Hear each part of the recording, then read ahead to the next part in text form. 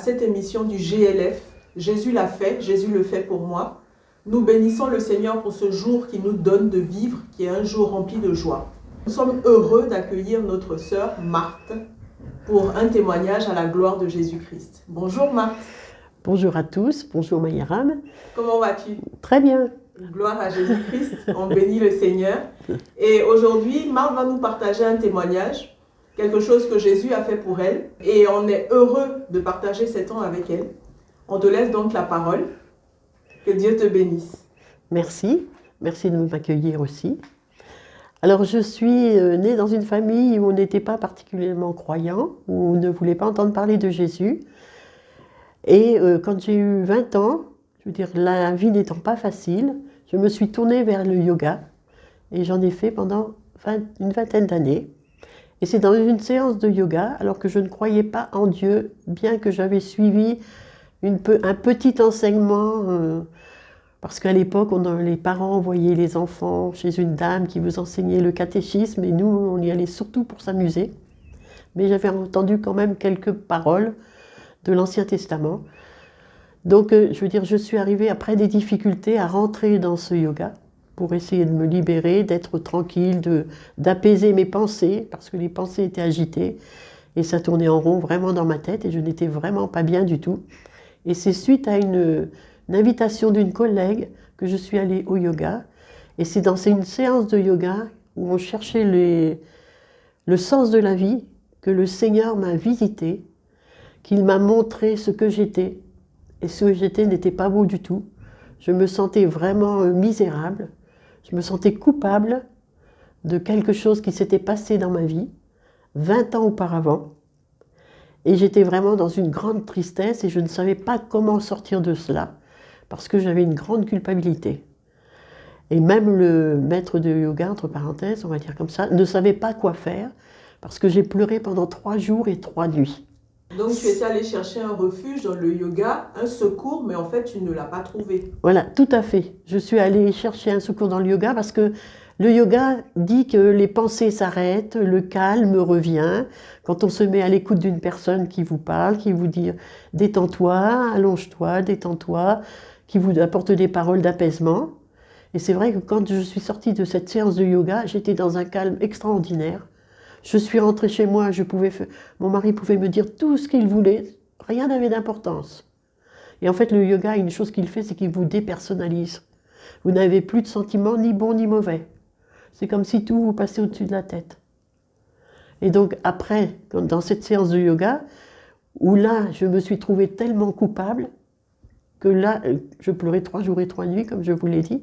Et le matin du 3e jour, le Seigneur m'a visité dans ma chambre à 5 heures du matin. Donc je ne croyais pas en Dieu, parce que quand on me parlait de Dieu, je disais toujours, Dieu existe peut-être, mais moi je le voyais comme une personne, comme l'histoire de France, une personne qui avait existé mais qui n'était plus là, et qui n'avait aucun sens en fait. Donc je disais, je veux bien croire en Dieu, mais je ne le connais pas, je ne sais pas qui il est.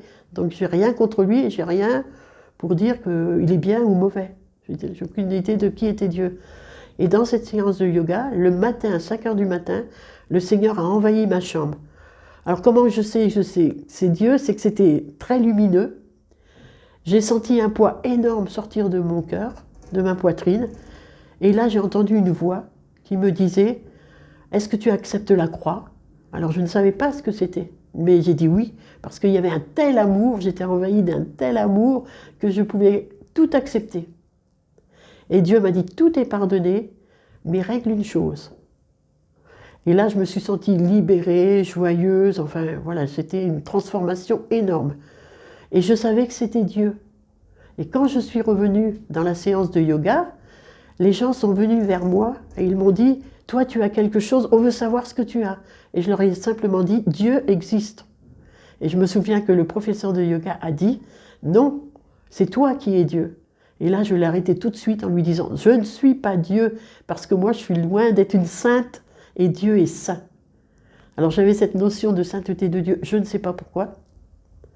Et pendant la séance de yoga, ce qui m'était venu quand je me suis sentie coupable, c'est que j'avais l'impression d'avoir transgressé tous les commandements. Alors que je les connaissais très peu. Mais j'avais tué, j'avais volé. Tous les commandements, j'avais la sensation de les avoir transgressés. C'est pour ça que je pleurais, parce que je ne savais pas comment m'en sortir. Et il y avait une petite voix à l'intérieur qui m'a dit, mais même si tu te tuais, alors que je ne me souviens pas avoir eu la sensation de vouloir me suicider, mais même si tu te tues, tu souffriras encore. Et ça, c'est très fort, parce que quand on connaît la parole de Dieu, effectivement, si on ne donne pas sa vie à Jésus, qu'on part, qu'on meurt, où est-ce qu'on va? Et la souffrance, ça ne s'arrêtera pas si on n'appartient pas au Seigneur, puisque la Bible dit qu'on va en enfer. Alors, on met ce qu'on veut dans l'enfer, en tout cas, on est séparé de Dieu à vie. Et là, ce n'est pas le paradis, parce que quand on a connu Dieu, on sait très bien que le paradis, il est avec le Seigneur. Et quand je suis sortie, donc après ça, donc les gens voulaient que je leur dise quelque chose, mais j'avais rien à leur dire, hormis que Dieu existait, qu'il était vivant. Et tous m'ont dit, mais on veut ce que tu as. Donc j'ai décrit mon expérience que j'avais faite, mais je ne pouvais pas leur en dire plus, puisque je n'avais pas de Bible, je n'avais rien du tout. Mais quand Dieu m'avait parlé, oui, j'ai oublié de le dire, Dieu m'avait dit de prendre une Bible, que je ne savais pas ce que c'était. Donc il m'avait dit, est-ce que tu acceptes la croix? Oui, prends une Bible et tout est pardonné. Et quand je suis sortie de là, j'ai dit, bon, une Bible, ça doit être un livre. J'étais vraiment à la FNAC pour aller chercher une Bible, mais je ne savais pas ce que c'était. Et ce que je trouve dommage, c'est que je n'ai rencontré aucun chrétien qui me parle. Alors je crois qu'il y a beaucoup de chrétiens. Dans notre ville, il y a beaucoup de chrétiens partout, mais on ne parle pas aux gens. Alors que les gens sont peut-être en recherche, est-ce qu'ils attendent ça? Donc voilà, donc ça c'est mon expérience. Donc après, j'ai voulu... le professeur de yoga a voulu me rattraper, me dire de revenir. Et là, je ne supportais plus du tout les séances de yoga, parce que Dieu m'avait ouvert les yeux à ce moment-là, et je voyais la manipulation. Je voyais la manipulation du professeur de yoga qui était lui-même manipulé, qui ne s'en rendait pas compte, mais comment tous ceux qui étaient avec lui, à qui il donnait des leçons de yoga, ils étaient manipulés. Je les voyais comme des robots, qui réagissaient comme des robots, sans savoir ce qu'il disait, même lui. Donc j'ai quitté le yoga parce que là je ne pouvais plus du tout, mais il y avait toujours une racine et j'avais décidé de partir en Inde. Parce que je recherchais quand même quelque chose, c'est terrible ça, parce que j'avais vu, et en même temps, il y a encore quelque chose qui m'attirait dans le yoga. Et c'est quand je suis revenue, parce que Dieu, ça c'est un autre témoignage, quand je suis revenue des Indes, que je suis allée à l'église sur les bords de Loire, et que là, je voulais prendre mon baptême, absolument, parce que Dieu m'avait fait vivre des expériences en Inde, que ce n'était pas possible. Il fallait que je me confie en Dieu, il fallait que je lui donne ma vie. C'est lui que je voulais, c'est lui que je recherchais. J'avais reçu un tel amour dans l'expérience que j'avais faite, que je voulais retrouver cet amour et cette personne qui m'avait tellement aimée à ce moment-là. Et donc c'est là que je suis retournée à l'église et que j'ai voulu prendre mon baptême. Et comme je disais à nos sœurs Maïram, je suis arrivée, je n'avais même pas encore lu la Bible ni rien du tout, j'ai été droit sur le pasteur et j'ai dit, pasteur, je vais prendre mon baptême. Et c'est vrai qu'il m'a dit, oui, attends, le baptême, ça t'engage à ça, ça, ça, et là c'est moi qui lui ai dit, stop, je ne suis pas prête. Et donc je suis allée tous les dimanches à l'église pour être enseignée, parce que j'avais vu qu'il avait la Bible dans les mains. Et comme Dieu m'avait dit, prends une Bible, j'ai dit, ah, là c'est le bon endroit, parce que le pasteur, il a une Bible et il est en train de parler de ce qu'il y a sur la Bible. Donc je vais savoir ce que Dieu voulait me dire. Amen. Et tu reçois cette révélation au travers de la Bible, au fur et à mesure que tu la lis. Tu tisses une relation vraiment avec ton Père aujourd'hui. Et vraiment, je bénis Dieu pour cette révélation en toi qui nous bénit tous. Est-ce que tu aurais un verset biblique, un encouragement à partager à tous ceux qui nous écoutent aujourd'hui? Alors oui, je voudrais vraiment dire que la Bible, c'est un monument, c'est pas un livre ordinaire, c'est un livre qui s'écoute, qui se lit et qui s'écoute. Et de prendre les versets comme ils sont donnés, sans chercher à les raisonner. Mais quand Dieu dit, par exemple, dans le psaume 34, verset 7, « Quand un malheureux crie, au lieu de se tourner vers tout un tas de choses qu'on ne connaît pas, l'Éternel l'entend et le délivre de toutes ses détresses. » Et ça, c'est la Bible. Et la Bible, elle est pleine de trésors comme ça. Je veux dire, la Bible, il faut vraiment la lire sans chercher à la raisonner, mais à l'écouter comme quelqu'un qui nous parle, qui veut nous aider, C'est que ça, la Bible.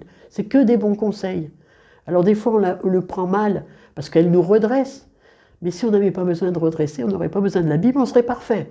Je ne suis même pas sûre qu'on soit là. On serait peut-être déjà là-haut. Mais là, la Bible, elle nous redresse, elle nous aide, elle nous enseigne.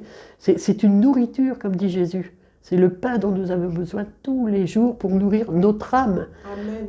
Parce que tout le monde a une âme. Même si on ne veut pas croire en Dieu, les gens, ils n'ont pas d'âme alors. Alors que l'être humain est fait âme, esprit, corps. Donc tout le monde a une âme et la Bible, c'est ce qui va nourrir votre âme, exactement comme vous nourrissez votre corps tous les jours. Merci. Marthe, pour ce temps, pour ce témoignage à la gloire de Jésus-Christ. Merci pour ce message sur le yoga et sur la foi chrétienne, le fait que les deux ne fonctionnent pas ensemble. Alors il faut savoir qu'après mon expérience avec le Seigneur, celui-ci m'a révélé que le yoga était vraiment démoniaque. C'est démoniaque, ce n'est pas chrétien du tout, Dieu n'est pas là-dedans. Et le yoga, en fait, vous dépersonnalise complètement. Il vous oblige à regarder à l'extérieur, mais il vous empêche de vous regarder à l'intérieur. Alors que l'intérieur, c'est ce que vous êtes vous. Et c'est par la repentance que le Seigneur va pouvoir vous délivrer et vous sauver. Et c'est une science occulte que les gens ignorent, les pratiques et tout ce qui se passe derrière. Parce qu'en fait, on ouvre son esprit aux esprits mauvais. Quand on fait le vide, l'être humain ne reste pas dans le vide. Il ne peut pas vivre dans le vide. Donc c'est quelqu'un qui vient remplir son esprit. Mais ce n'est pas Dieu. C'est une ouverture de porte aux sciences mauvaises, aux esprits mauvais qui viennent remplir votre esprit. Et ça vous fait une armure que si Dieu ne vous l'enlève pas, vous ne pouvez pas être libéré. Beaucoup de gens ont été même malades suite au yoga qu'ils ont fait et aucun médecin ne peut les guérir. Parce que c'est démoniaque. Et un chrétien devrait au contraire témoigner partout où il va de ne pas faire de yoga. Témoigner aussi dans les écoles pour leurs enfants, les empêcher de faire du yoga parce qu'on ouvre une porte. Alors les enfants, ils sont petits. Pour l'instant, ça ne va rien leur faire, mais ils ont ouvert une porte et quand ils vont être un peu plus âgés, ils vont avoir tendance à vouloir chercher dans les sciences occultes sans savoir pourquoi ils sont attirés par ça. Et en fait, c'est parce que c'est les parents qui les ont laissés rentrer dans le yoga. Et là, je suis formelle, le yoga est démoniaque. Gloire à Dieu. Nous disons merci au Seigneur, que la grâce et la paix vous soient multipliées par la connaissance de Dieu et de Jésus-Christ notre Seigneur. À bientôt pour une prochaine émission. Soyez bénis. Merci. Alléluia! Le châtiment qui nous donne la paix est tombé sur toi, Jésus. Mais c'est par tes meurtrissures que nous sommes guéris. Quand les épreuves m'accablent, je pourrais t'oublier, mais je choisis de prier. Quand les épreuves m'accablent, je pourrais t'oublier, mais je choisis de briller. Je veux persévérer dans la sainteté. Je veux persévérer dans mon intégrité. Je veux persévérer. Tu m'as appelé et tu me relèveras.